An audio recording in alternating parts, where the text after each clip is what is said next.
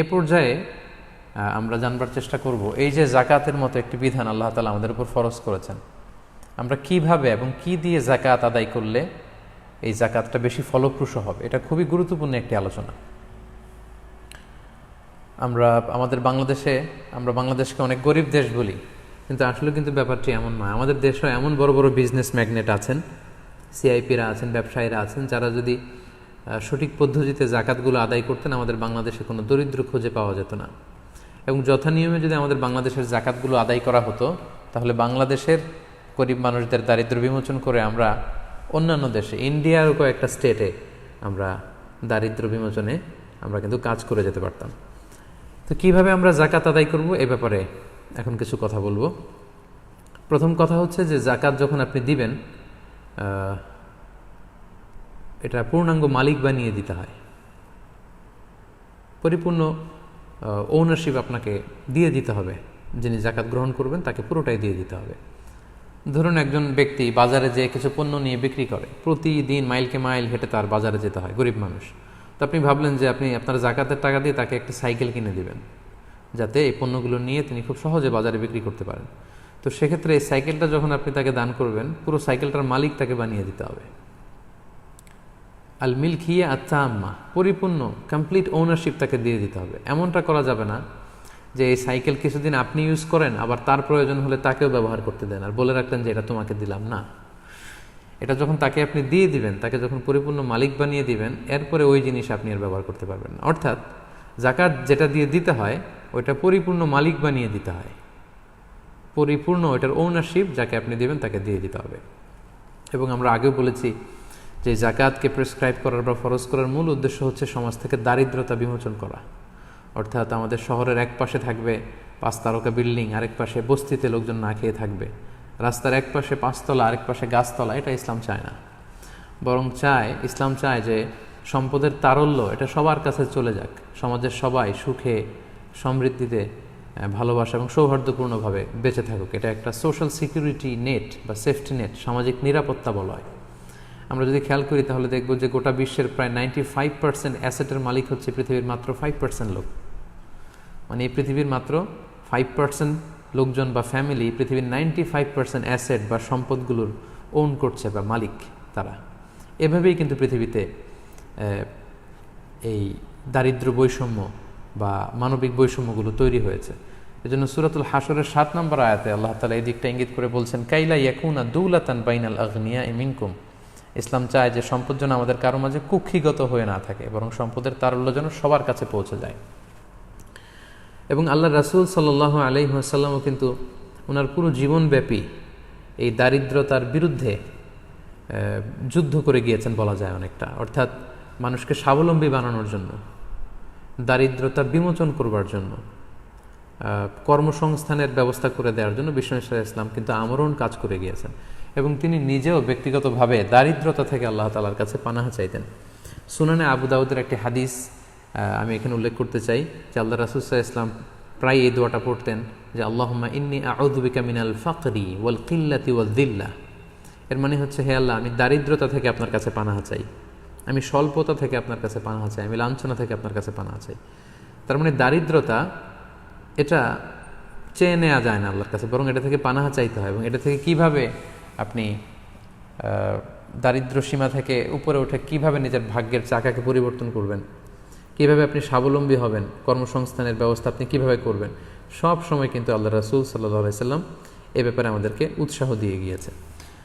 তাহলে আমরা জাকাত যে দিব এটা কিভাবে, কোন ওয়েতে দিলে এটা বেশি ইফেক্টিভ হবে এবং প্রোডাক্টিভ হবে এ ব্যাপারে আমরা জানবো। জাকাত দুইভাবে দেওয়া যায়। একটা হচ্ছে যাকে আপনি দিবেন তাদের রেগুলার নেসেসিটি বা দৈনন্দিন যে সমস্যা, এই সমস্যা ফুলফিল করার জন্য জাকাত দেওয়া যায়। যেমন জাকাত দিয়ে জামা কাপড় দেওয়া যায়, এতে জাকাত আদায় হবে ইনশাআল্লাহ। পাশাপাশি খাদ্যদ্রব্য, মানুষের খাবারের যে চাহিদা এটা মেটানোর জন্য জাকাত দেওয়া যায়। প্রয়োজনীয় চিকিৎসার জন্য যে ঔষধ লাগে এগুলো দেওয়া যায়, কারণ এগুলো ডেইলি বেসিসে মানুষের লাগে।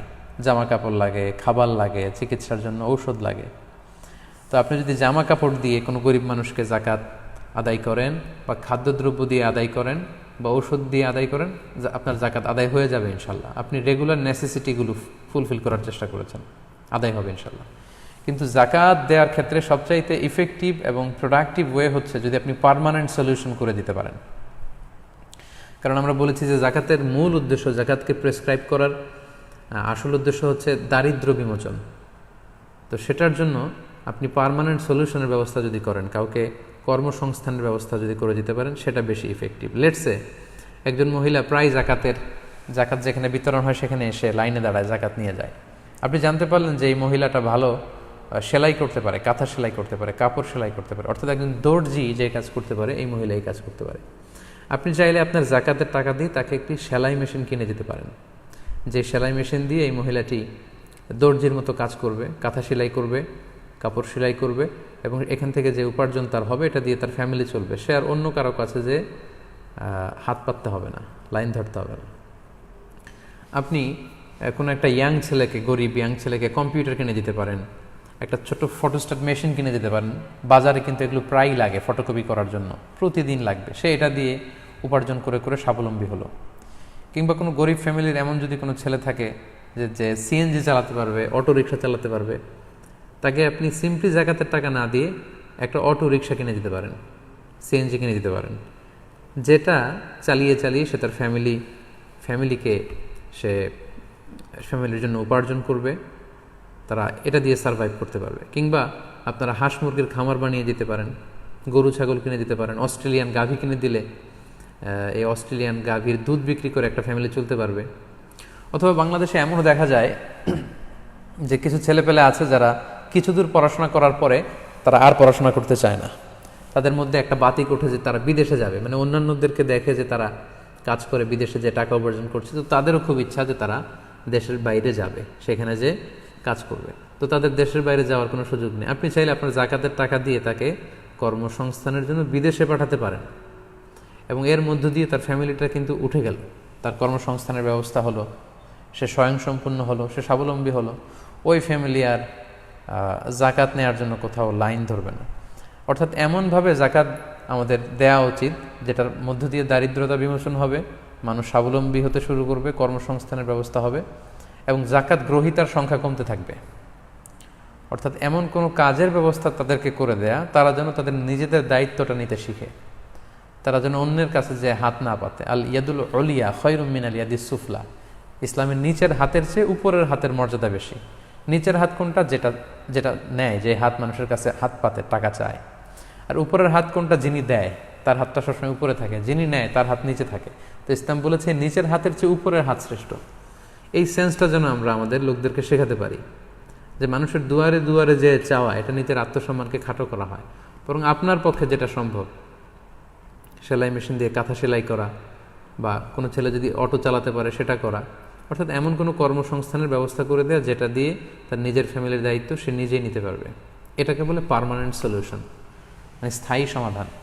তো এজন্য এই দীর্ঘ জাকাতের আলোচনার শেষে আমি আপনাদেরকে এটা বলতে চাই, আমরা রেগুলার নেসেসিটি ফুলফিল করার চেয়ে আমরা যদি পার্মানেন্ট সলিউশন করে দিতে পারি সেটা খুব জরুরি।